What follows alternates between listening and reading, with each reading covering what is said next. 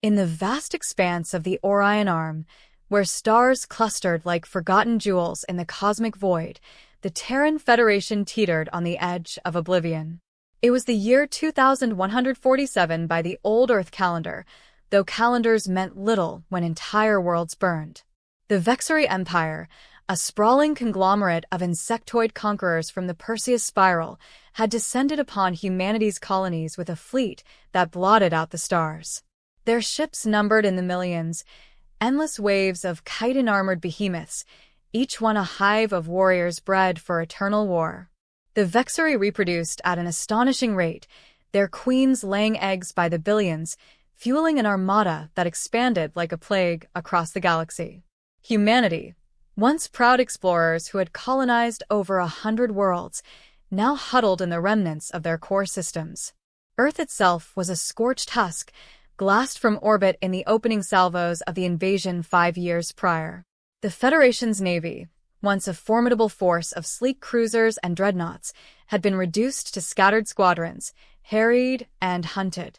Billions had perished, and the survivors whispered of surrender, of begging for mercy from beings who knew no such concept. Amid this despair, Captain Elara Voss commanded the last bastion of hope, the TFS Aurora. She was a relic from humanity's golden age of exploration, a prototype starship built in secret on the moon of Titan. The Aurora wasn't much to look at, sleek and angular, with a hull scarred from decades of test flights, but it harbored the miracle.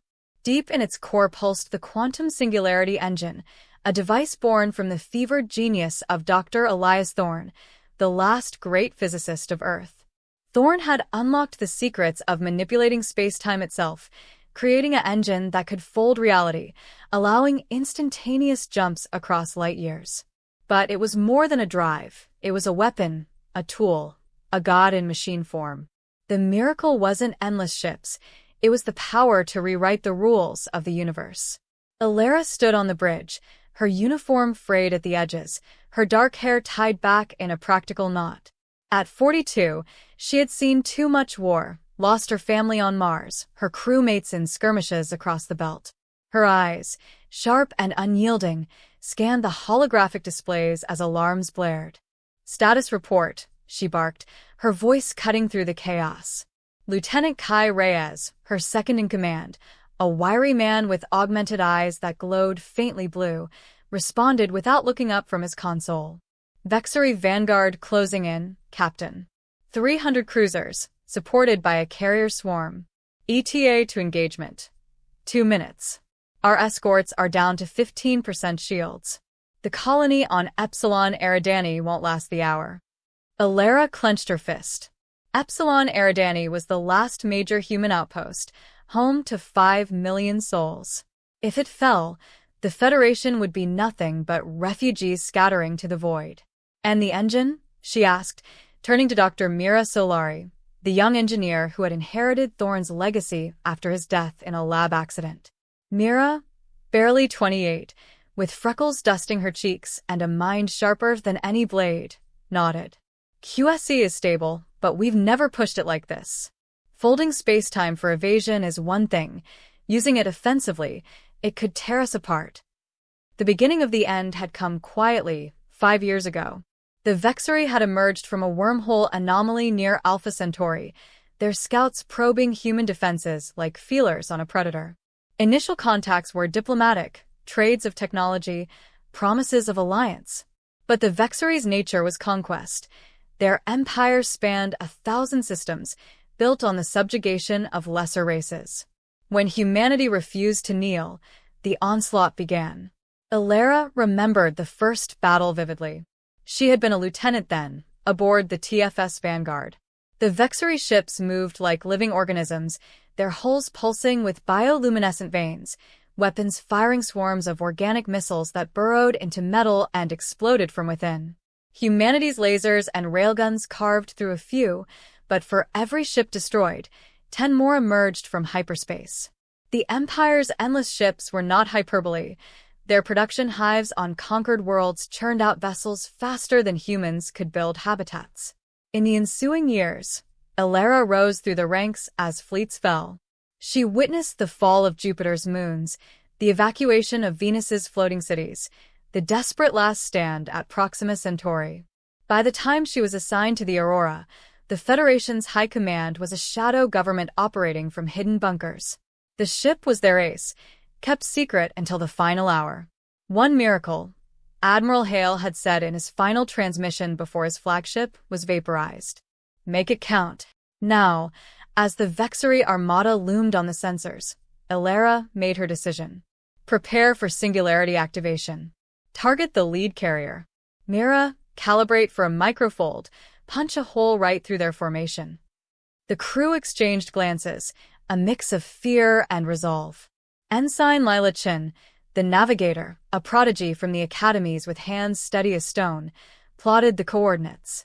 Fold parameter set. Risk of feedback loop, 30%.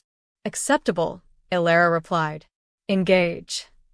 The Aurora hummed to life, the QSC awakening like a slumbering beast. In the engine room, Mira monitored the core, a swirling vortex of contained plasma where quantum entanglement danced on the edge of collapse. The miracle wasn't just speed, it was control over the fabric of existence. By creating a localized singularity, the engine could warp space, compressing distances or, in weapon mode, inverting gravity fields to crush enemies. As the first Vexari missiles streaked toward them, the Aurora vanished in a flash of distorted light. To the enemy, it appeared as if the ship had imploded. But in reality, it re-emerged kilometers away, directly amid the carrier swarm. Fire. Elara commanded. The QSC discharged, sending a ripple through space-time. The nearest Vexari carrier crumpled like foil, its hull folding inward as artificial gravity wells tore it apart. Screams echoed over open channels, Vexari chittering in panic. Dozens of support ships followed, their formations disrupted. But the Empire adapted quickly. Their queens, telepathically linked across the fleet, issued commands. Reinforcements poured in, endless ships emerging from hyperspace gates. The Aurora danced through the void, folding and refolding, striking like a phantom. Elara's crew worked in frantic harmony, Kai coordinating defenses, Lila navigating the chaos, Mira nursing the engine through overloads. In the middle of the battle, doubt crept in. A Vexari boarding party breached the hull during a brief shield failure. Insectoid warriors, 7 feet tall with mandibles dripping acid, swarmed the corridors. Elara grabbed a plasma rifle, leading a counterattack. Hold the line, she shouted, blasting through exoskeletons that shattered like glass. Private Jax Harlan, a burly marine with scars from a dozen worlds, fought beside her. Captain, they're everywhere. Like roaches. They pushed back, sealing bulkheads, but not without losses. Ensign Chin took a hit, her console exploding in sparks. As she lay dying, she whispered, "Make it worth it." The battle raged for hours, the Aurora a lone wolf amid a sea of predators. Elara's miracle chipped away at the endless ships, but the Vexari's numbers seemed infinite. Sensors showed more fleets converging, hundreds of thousands, drawn from across the Empire. "We can't win this," Kai admitted, wiping blood from a gash on his forehead. "We're buying time, but for what?" Elara stared at the stars, remembering Thorne's final words in his journal. The singularity isn't just a tool, it's a key. Unlock the veil, and humanity ascends. Inspiration struck. "Mira, can we scale the fold? Create a macro-singularity to engulf the entire Armada?" Myra's eyes widened. Theoretically, yes. But it would require chaining the engine's output, risk total collapse. We'd be gambling everything. "No choice," Elara said. "Plot a course to the Armada's core. We'll draw them in, then unleash hell." The Aurora dove deeper into the fray, folding through layers of enemy fire. Vexari destroyers hammered at shields, hull breaches venting atmosphere. The crew patched what they could, their faces gaunt with exhaustion.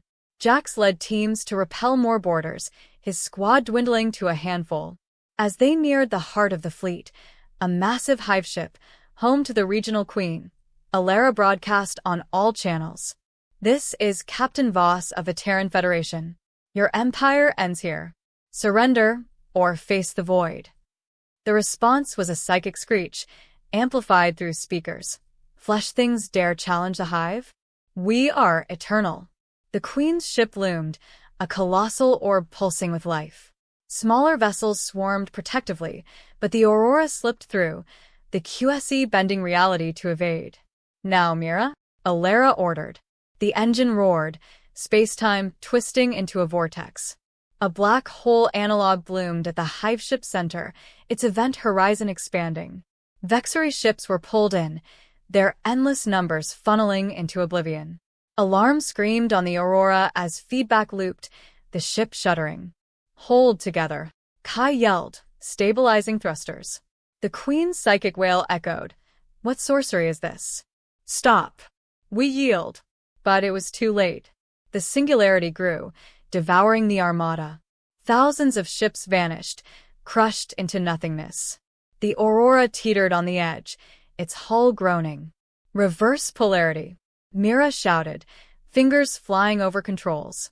The engine inverted, expelling the ship from the maelstrom just as the singularity collapsed, taking the heart of the Vexari force with it. Silence fell over the battlefield. Debris fields stretched for light minutes, the remnants of an empire's might. Sensors showed the surviving Vexari ships retreating, their psychic link shattered. Queen silenced. Elara slumped in her chair, the weight of victory heavy. Report, she croaked. Kai scanned. Enemy fleet decimated. Over 90% losses. Federation signals incoming, relief fleets mobilizing. We did it. Mira smiled through tears. The miracle worked. But victory was bittersweet. The cost, half the crew dead, the Aurora crippled, entire worlds lost forever. Elara thought of Chun, of Thorn, of the billions gone. Humanity had one miracle, and it had saved them, but at what price? In the following months, the Federation rebuilt. The QSE's designs were shared cautiously, birthing a new era of exploration. The Vexari, fractured without their queens, sued for peace, their endless ships reduced to patrols in distant arms. Elara Voss became a legend, the captain who turned the tide. She retired to a quiet colony on a terraformed moon, watching stars that no longer threatened. In her memoirs, she wrote, "The Empire had endless ships, but humanity had one miracle: the will to endure, the ingenuity to defy. In the end, that's all that matters." Yet, in the quiet nights, she wondered if the miracle was the engine or the unbreakable spirit of her people. The galaxy was vast, threats eternal, but for now, humanity gazed outward once more, ready for whatever came next.